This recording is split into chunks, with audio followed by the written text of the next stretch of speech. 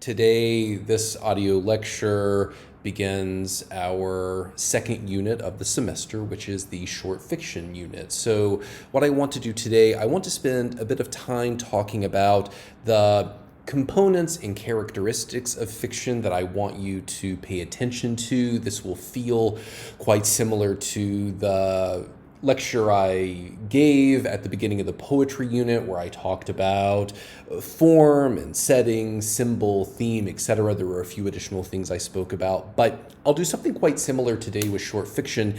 And I hope what you'll notice is a lot of the skills and a lot of what I asked you to do during the poetry unit, those skills and those techniques will transition or transfer quite nicely to the way I want to talk about fiction, and in particular short fiction. So the point, I suppose, is while there are obvious differences from a formal perspective between poetry and fiction, the way we write about the two, the way we talk about the two, they are quite similar. And what you might find is, even though we've moved formally from one modality to another, we're not necessarily changing or shifting the sorts of ideas that we want to entertain, the sorts of preoccupations that we should have, and the sorts of techniques that we'll use to understand fiction or short fiction.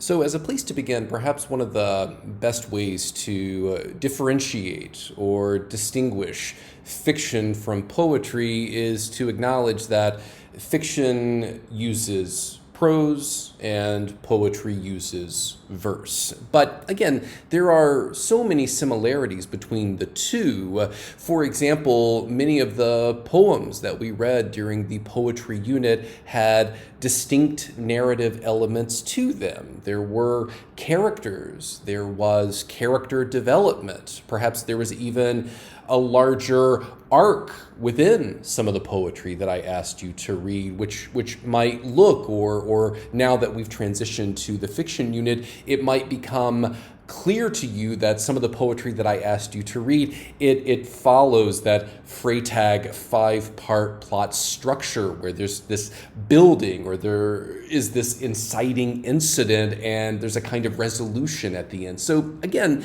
while there is, of course, a formal difference between the two, again, short fiction and fiction at large uses prose, poetry uses verse. I want to emphasize this as much as possible. There are so many similarities between the two, but I wanted to start today by thinking about plot, because plot is something worth considering and worth thinking about when conducting an analysis of a novel or a short story, or when just attempting to think deeply about fiction. And when I talk about plot, what I'm ostensibly talking about is the packaging of particular sequences.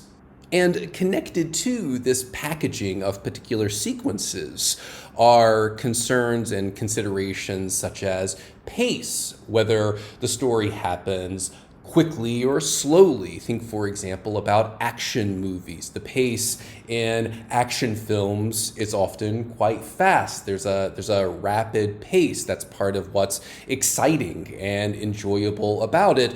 Whereas, by contrast, perhaps a sober drama about two people and the disillusionment of their relationship, that might have, on the whole, a slower pace. It might seem to move not as quickly or not as rapidly as perhaps one of those Avengers movies. And I think we could probably deduce why, or make certain inferences as to why. Some of it's about genre and expectations, some of it's about history and inherited sensibilities. But again, when thinking about plot, we are often thinking about the packaging of sequences, and what that means ultimately is we're thinking about how an author, or if we're thinking about film, how a filmmaker chooses to organize the action of a story. Because, and I'll talk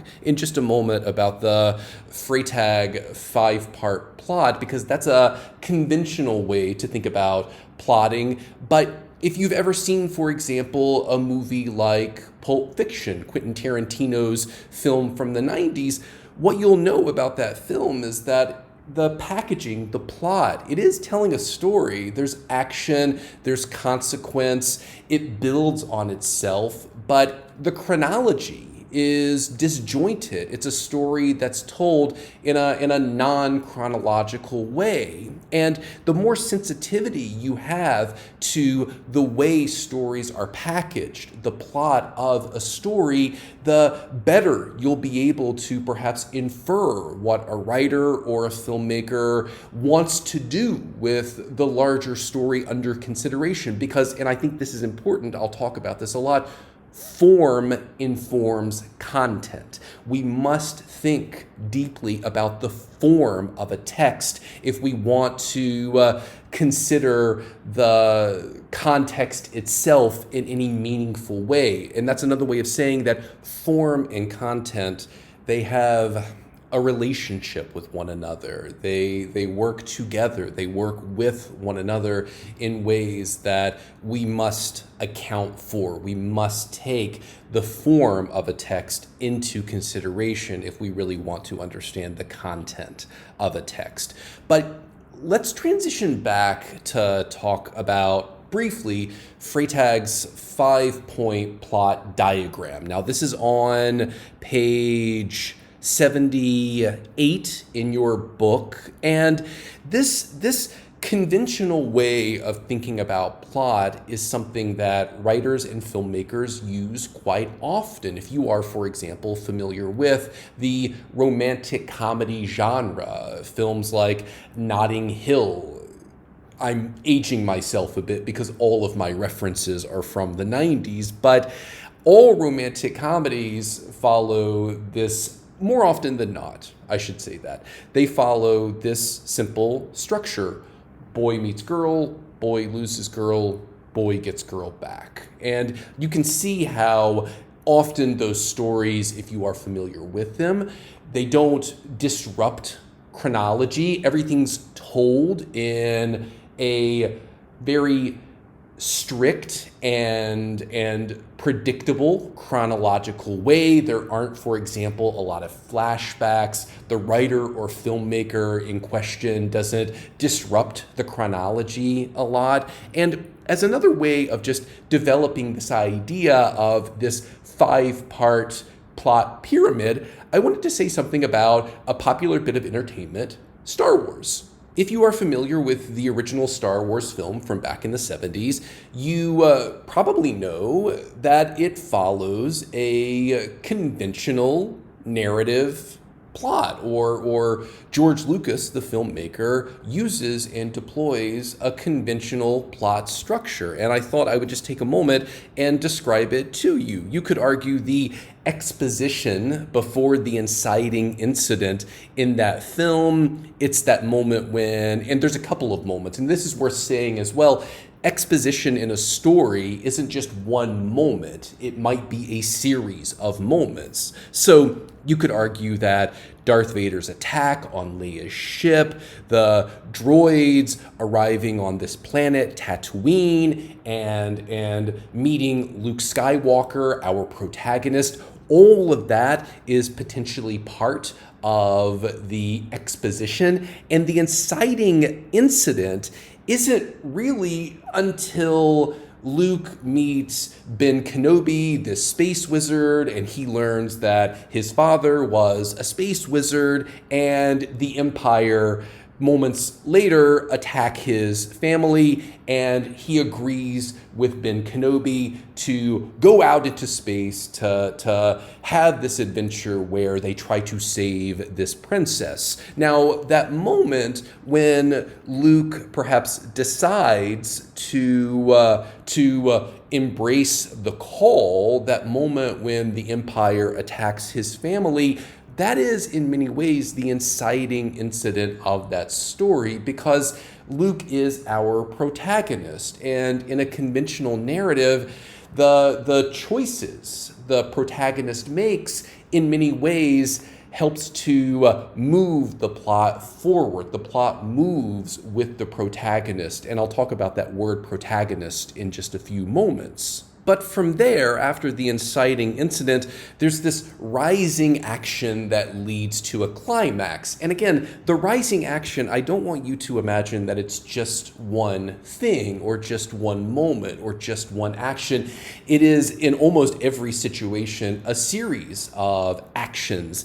And after Luke agrees to journey to Alderaan, you could imagine that meeting Han Solo and having those space battles, having the Death Star capture them, everything that happens on the Death Star, escaping it, Ben Kenobi's death at the hands of an evil space wizard. I'm sorry if I'm spoiling the original Star Wars, but it's like 40 years old at this point. But all of that leads to this moment when the rebels decide to do or to engage in this assault on the Death Star. It's this last-ditch effort to save all of their lives, to save the Resistance, to save the galaxy, etc. And the climax is certainly that battle between the rebels and the Empire when they attack the Death Star. And you could even imagine that the peak of that climax, the moment of greatest tension, the moment, if you are looking, for example, at Freytag's pyramid, that peak or that bit at the top, that's when Luke is actually in, I don't know, whatever that space plane he flies, when he's actually assaulting the Death Star itself, and perhaps the moment when he successfully destroys the Death Star. That's really the peak. And then everything that seems to happen after is really this falling action. So what this should bring to your attention is how a lot of conventional stories, they work with and they work precisely because they have these moments where everything builds and things percolate within the story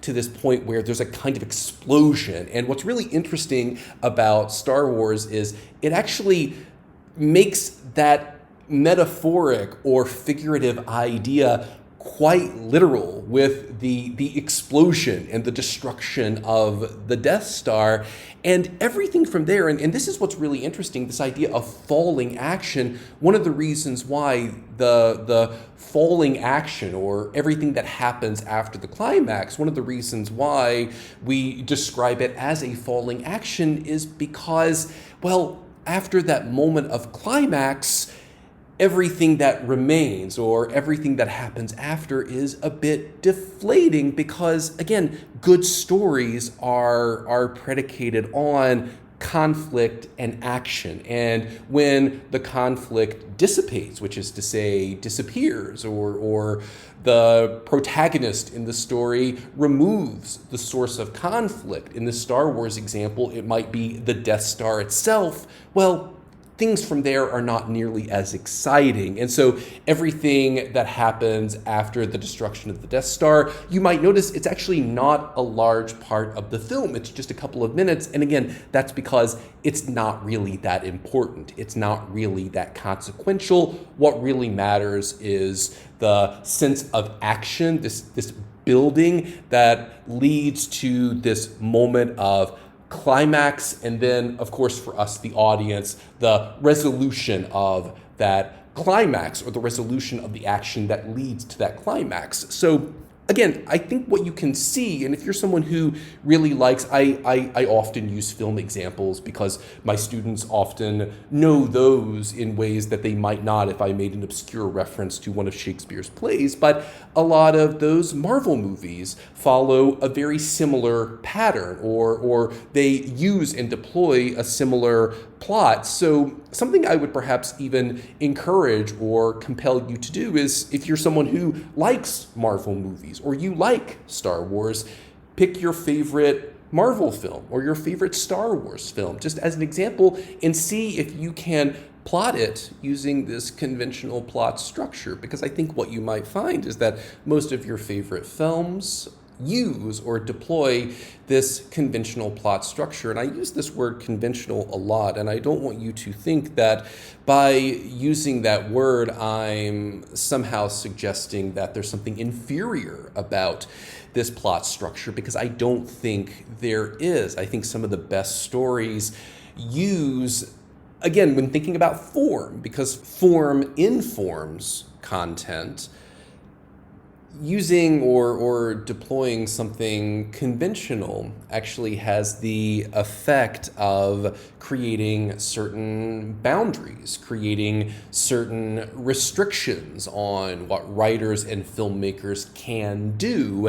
And some of the best creative works, whether it's film or novels, short stories, etc., some of the best stories emerge not out of this unbridled freedom to just do whatever you want, but they emerge out of certain predictable, expected patterns, genres, and expectations. So with all of that said, let's transition to point of view. And when thinking about point of view, I suppose we are asking a simple question, which is, who shapes the story?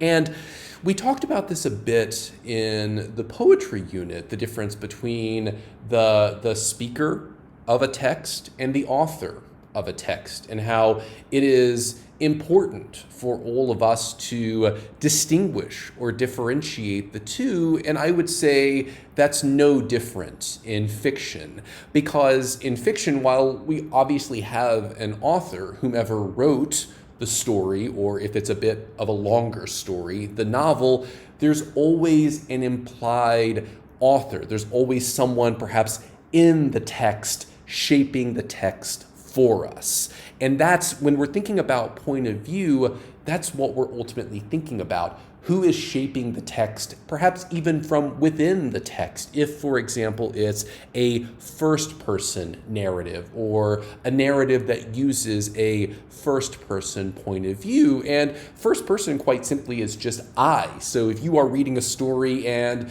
the opening line of the opening paragraph reads like this: I was walking down the street and I saw a bagel. That's first person. And I'll say a little bit about the limitations and the benefits of each, because first person, unlike some forms of third person narration, it is quite limited, which is to say there's only so much a first person narrator knows, there's only so much they can see and understand. And again, in that way, I think one of the benefits, of course, is that we feel quite close to and quite intimate with whomever it is that's shaping the story, while at the same time acknowledging that there are certain things we may not know, certain things we may not see, certain things we may not understand, because we as readers understand only what our narrator understands. So from here, the complete opposite, perhaps, of first person is third person. And third person, by contrast, it's perhaps more objective. I'll talk about some of the ways that it's not. And instead of, for example, as you read the opening line to the opening paragraph of a story, instead of I was walking down the street and I saw a bagel, it may sound something like this: she, they, he was walking down the street and he, she, they saw a bagel. So there is, again, this just constitutive distance, which is to say third-person narration, it's constituted by a kind of distance. Now, that's not always true because there are examples of limited third-person narration. If by contrast, and I'll start with the more omniscient picture, because a lot of stories feel this way where we as the reader have this sense that whomever's narrating this story, they can see anything and everything. They have access to all the characters' thoughts and feelings, wants, desires, fears, etc.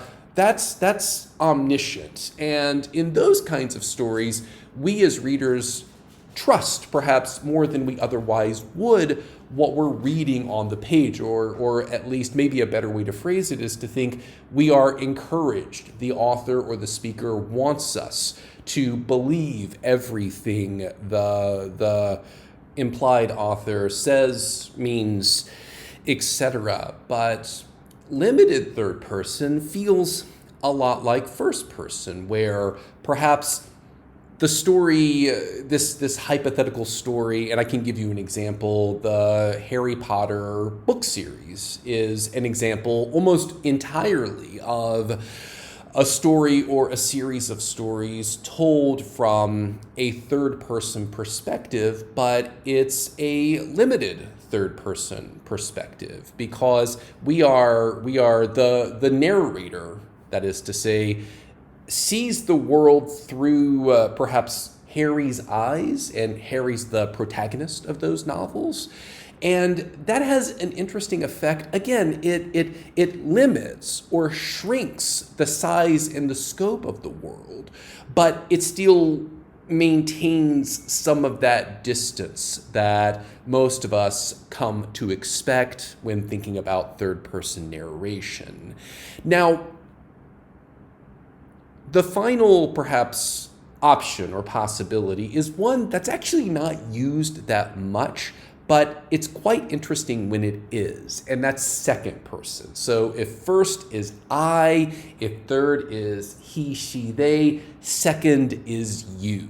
And I suspect you could probably guess or deduce why authors don't use second person that often, and part of it, quite frankly, is because it just feels a bit disruptive. If you are reading a novel or a story and instead of he walked down the street or they walked down the street or even I walked down the street, you felt as though you were the one walking down the street because what you're reading on the page says, hey, you, reader, you're walking down the street, that might have the effect of disrupting the reading experience. I can't think of a single story that I want you to read or that I assigned that uses second person. And even though authors use second person infrequently, when it's used correctly and appropriately, it's actually quite effective and it's quite arresting, which is part of the point because it does the work or has this effect of implicating you, the reader, in the story, which often, especially with first and third person narration, part of the joy or the pleasure for the reader is this distance. And yeah, we often talk about immersion and how wonderful it is to feel immersed in a story. It's immersion, but with distance. And second person almost has the effect of closing that gap, I think is the best way to describe it. So again, pay attention to point of view, because who shapes the story? Who shapes the form of the story is inextricably linked to the actual content itself. Now, something that you might find, and now I want to transition to a conversation about character, because something that you might find that is a bit different between fiction or prose and poetry is this emphasis on character. We often think a lot about characters when we think about our favorite stories. We often defer to the characters in those stories that we like, that we love, that we identify with, those characters whose stories and narratives reflect and mirror our own experiences. And in that way, we and this is, you could argue, the power of storytelling, especially storytelling that uses narrative. If the story in question has a compelling character or a compelling set of characters with stories, fears, hopes, dreams that mirror your own, you feel less alone in the world. It really validates you as a person. So focusing on character is a popular way of thinking about stories, but something that I think matters, especially when thinking about character, is knowing and understanding how to sort and catalog characters. And what I mean by this is often characters in stories fall, broadly speaking, into these binary categories. So we have heroes and then villains. We have protagonists and antagonists, major characters and minor characters, flat characters and round characters. And all of this, and again, I would encourage you not to think of characters as just unmistakably and comfortably fitting into one of these two categories, because what's fun when thinking about characters is to understand perhaps the archetype or the stock character type that certain characters are meant to represent, but then noticing ways they deviate from those expectations. So even thinking about stock characters or archetypes, again, if we return to Star Wars, the naive, idealistic hero is an archetype. It's a stock character that's used often in stories, and that's what we see with a figure like Luke Skywalker, a character like Ben or Obi-Wan Kenobi. He's the old sage wizard, and this is something that we see quite often in stories and storytelling. So again, characters themselves, much like the plot of a story, they have a particular form to them as well. And in many ways, that form, it's inherited form. It's something that's informed by tradition, genre, and particular cultural traditions. And again, just imagining that all of that is so deeply intertwined. Genre is a projection of culture. Culture is a projection in many ways of tradition and traditional values. So characters, and I mentioned, I'll go ahead and just offer a quick definition of these two terms, protagonist and antagonist, because I think it's important. And I would encourage you, and I think this is important, don't mistake protagonist with hero and antagonist with villain, because I think that's often the shorthand we use, but I don't think that's always accurate, because instead I would encourage you to think of the protagonist as perhaps the main character of a story. And while, yeah, often the protagonist is the hero of the story, I think what I'm talking about here has far more to do with the antagonist of the story. Because again, we often just believe or assume that the antagonist is the villain. But I think a better way and a more informed way to think about this is to imagine that, well, the protagonist wants something, and they will make certain decisions. They will align themselves with certain characters to get that thing they want. And they'll want to get that thing for a particular set of reasons. The antagonist, you could argue, perhaps wants something very similar, but perhaps they want it for fundamentally different reasons.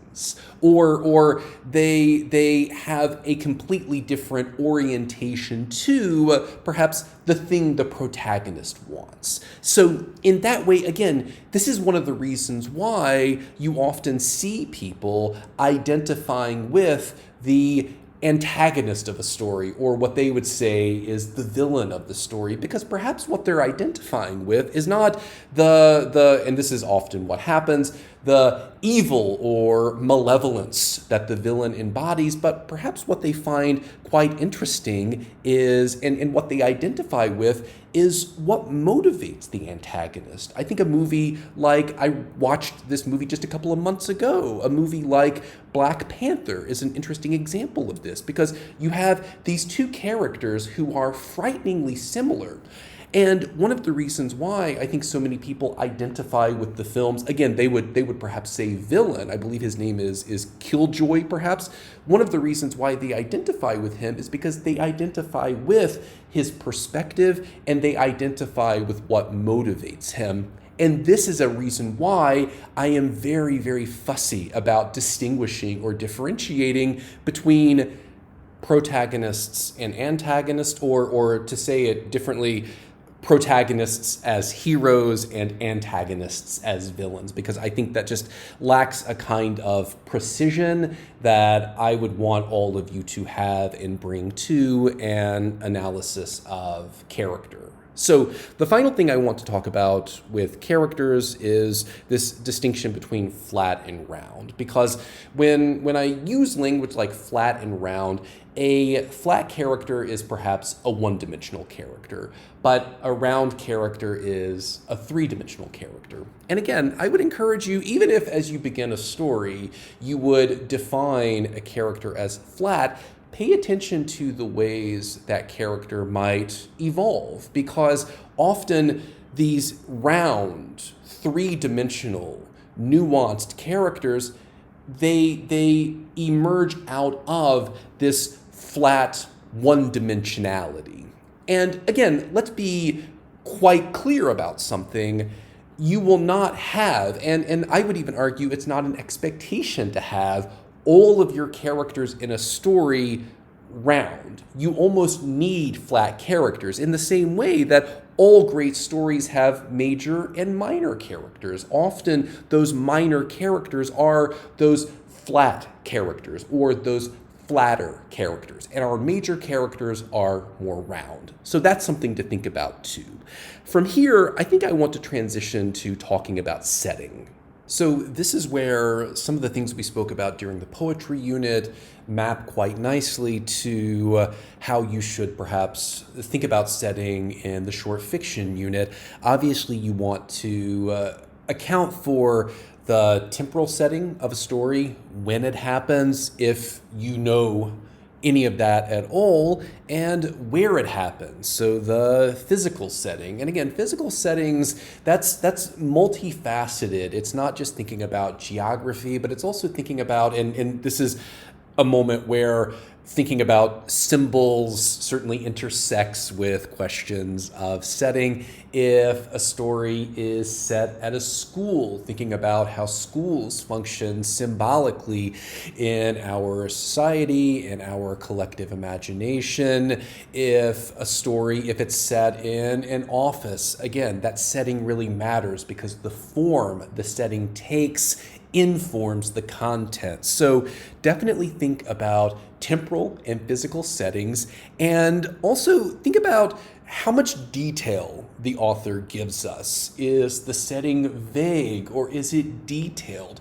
And why does that matter? Because in some situations, and we spoke about this a bit in the poetry unit, by not disclosing information, an author or a poet attempts to communicate something important about, for example, if it's setting, if a story doesn't have an obvious or distinct temporal setting, perhaps what the author means to imply is there's something omnipresent about all or some of the dynamics at play in this story, or this hypothetical story I was describing. So setting, much like it did in the poetry unit, matters in short fiction, or matters in fiction, but for our purposes, short fiction. Now, I won't say a lot about symbol and theme, because again, all of that, everything we talked about in the poetry unit maps quite nicely with how you should think about symbols, figurative language, the use of metaphor, and of course, themes in fiction and short fiction. But just quickly, I'll say this.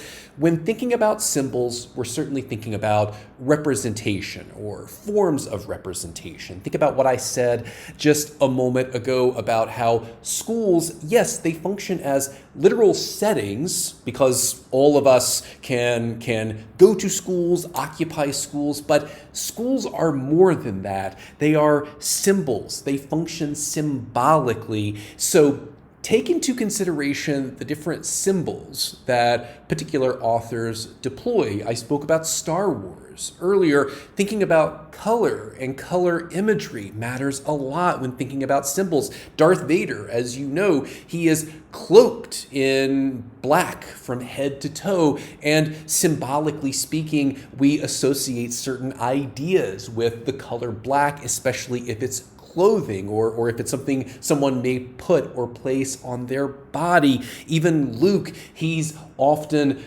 clothed in white or earth tone colors. That also has a particular effect, at least in the Star Wars film I described earlier.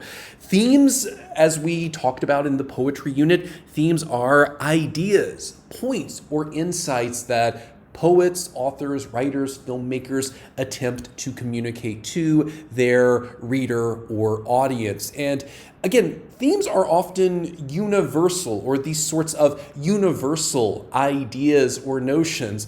Love, hate, what does a good life or a meaningful life look like? What does it mean to be a mother, a son, a father? Again, family and familial dynamics, cultural and communal dynamics, all of those are often communicated by or part of these larger themes, or perhaps a story may have, although I don't think this is often the case, a single theme. I think most stories have multiple themes at play. While there may be some primary themes, there's almost always secondary and tertiary themes. So pay attention to those ideas, pay attention to themes, the sorts of points and insights that the writers I ask you to read attempt to communicate to you. And again, like so much of what I've said today, the way an author communicates a theme is deeply connected to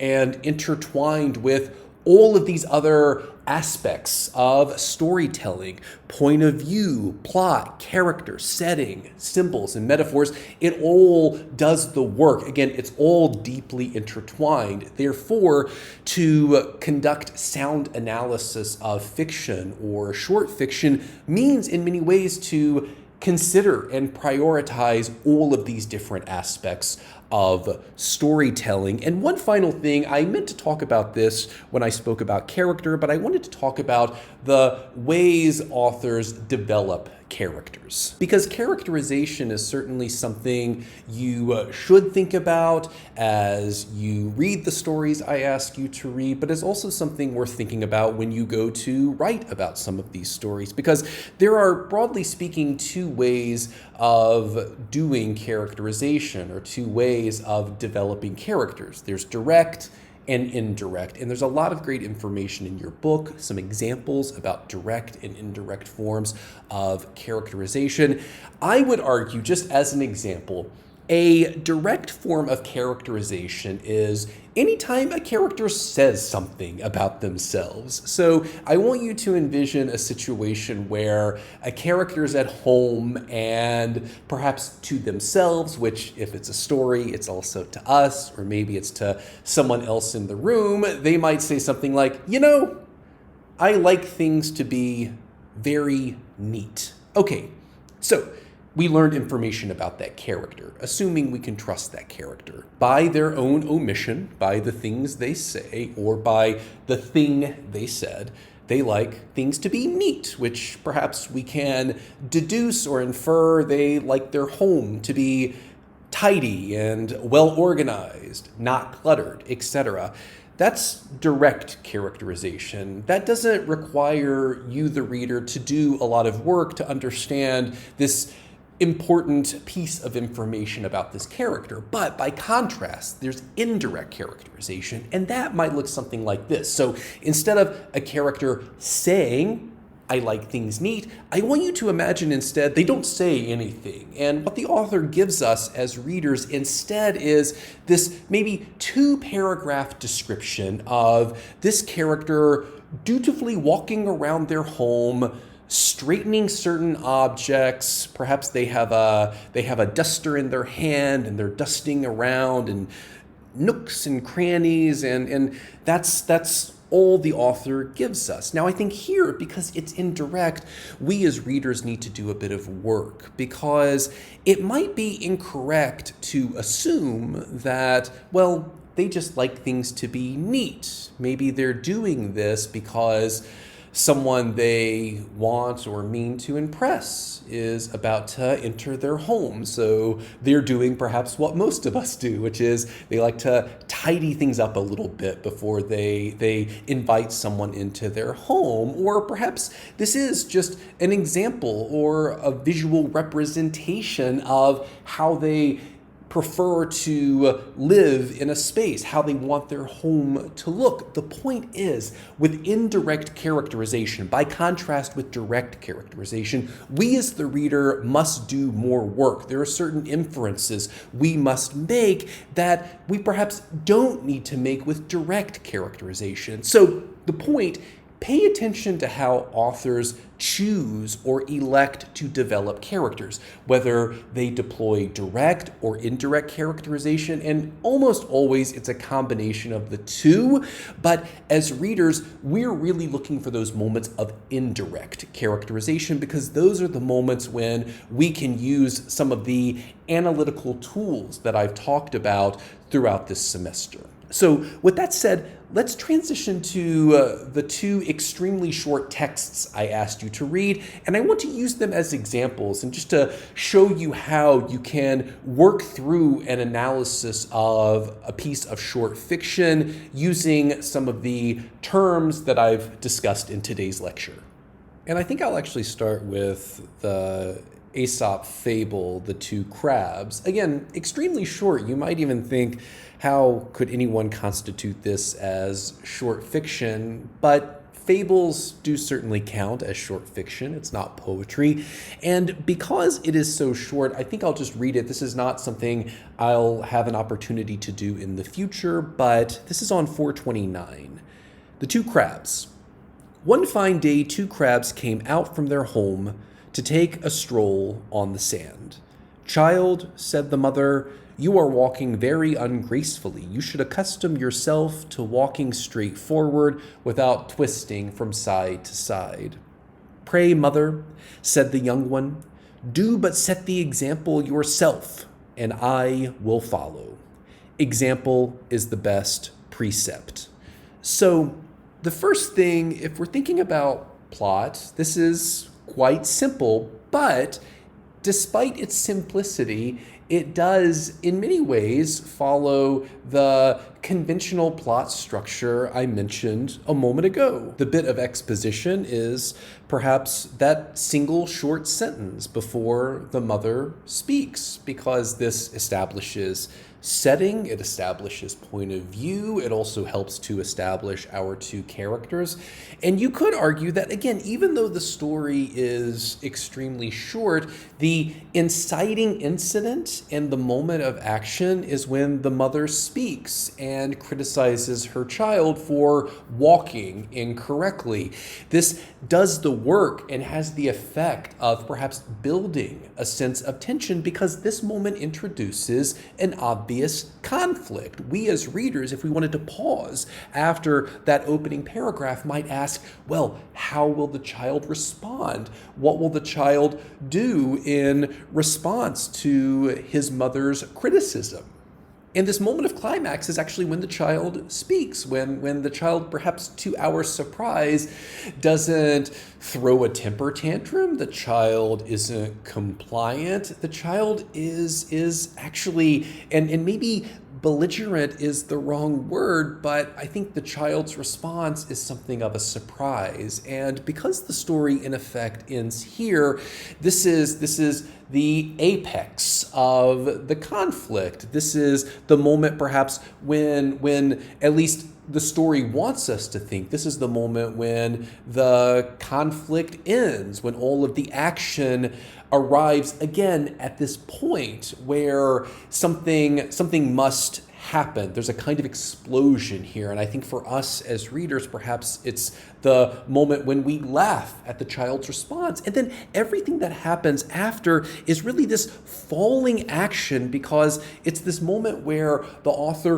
reinforces perhaps the main theme of the story. And because of that, because again, this is not necessarily a moment in the story where there's any action happening, because again, the action's ended, it feels a bit deflated. So even though this is an extremely short story, it still follows. You could easily map some of the moments from the Freytag 5-point plot structure onto this short story.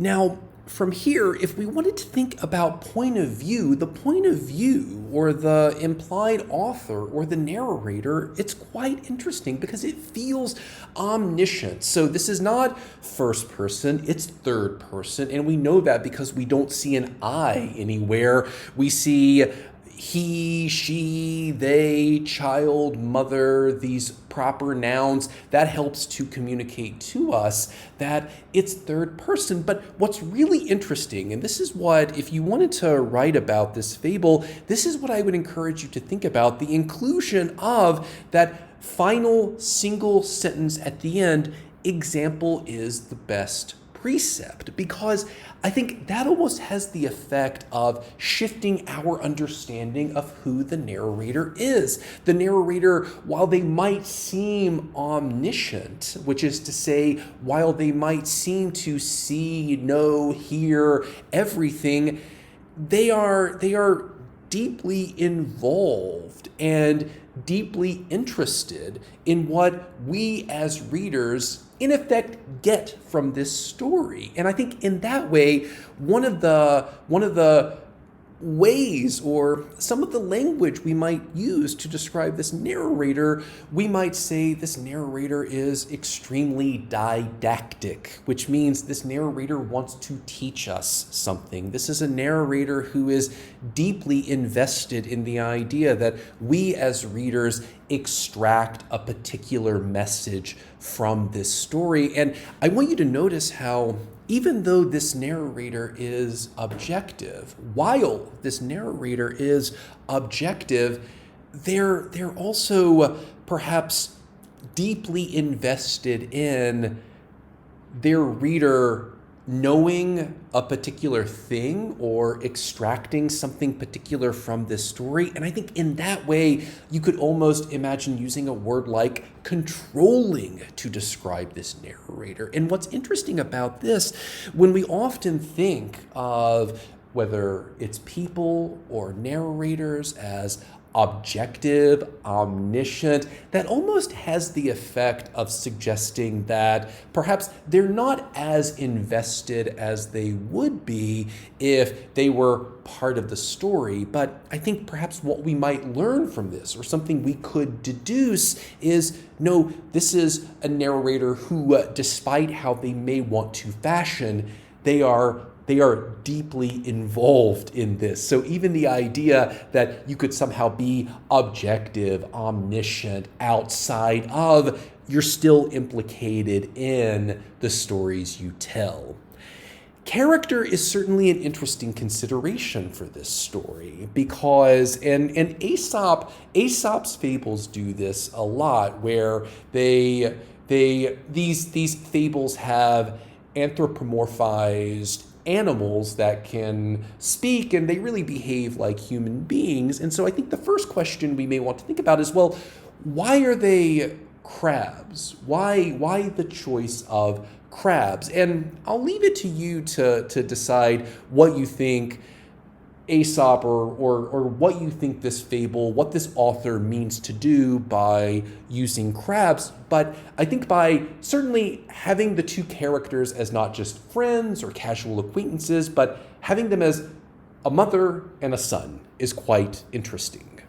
Because I think just immediately we're encouraged to think about the ways mothers and sons interact with one another. And we're encouraged to think about the dynamics between mothers and sons. And I think in some ways, this story both follows or meets our expectations while simultaneously perhaps departing from or even challenging our expectations of what relationships are like between mothers and sons. And I think that challenge is certainly encapsulated in the son's response.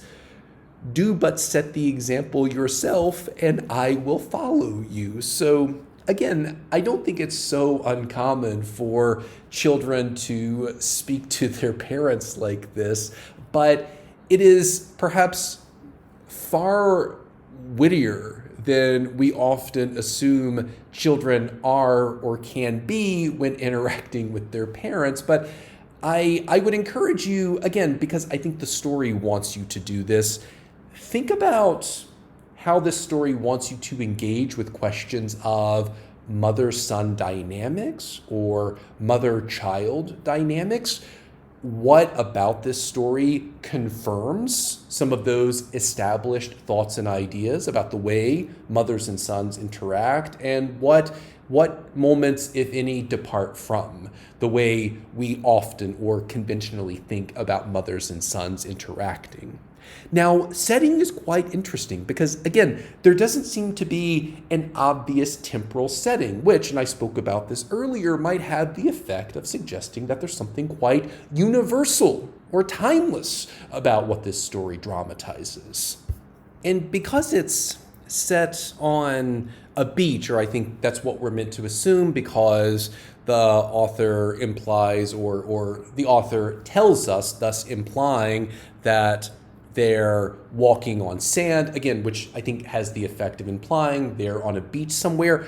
You might argue that, well, there's nothing particularly interesting about this setting because it feels just quite natural. Where else would crabs be? But I think that's ultimately the point, is this story, this fable doesn't locate these crabs in a place that feels unnatural. I think part of, and I think this complements perhaps some of the forms of characterization in the story and perhaps even some of the themes of the story, but this feels like a natural environment for them. It doesn't feel like they're anywhere they shouldn't be, which again might just further help us understand the natural or the way or the ways that these two and their interactions, just how natural all of this is. Even though they're crabs, and that might seem quite strange to us, all of this is meant to represent something that perhaps we as readers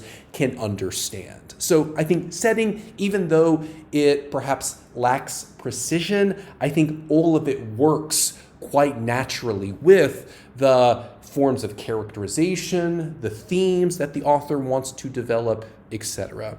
Now, regarding symbols, metaphors, figurative devices, and themes, I think you could argue that, again, thinking about how symbols and metaphors connect with character, the fact that in this fable we have a mother and a son. They're both characters, but perhaps they're meant to represent, symbolically speaking, an ideal mother, or the way mothers often are, and perhaps an ideal child in the way children often are, or the way sons often are relative to their mothers. So I think here is an interesting example of how character, symbol, and metaphor can work together. Now, this question of theme, what's really interesting is this story, in effect, gives us the theme at the end. Example is the best precept.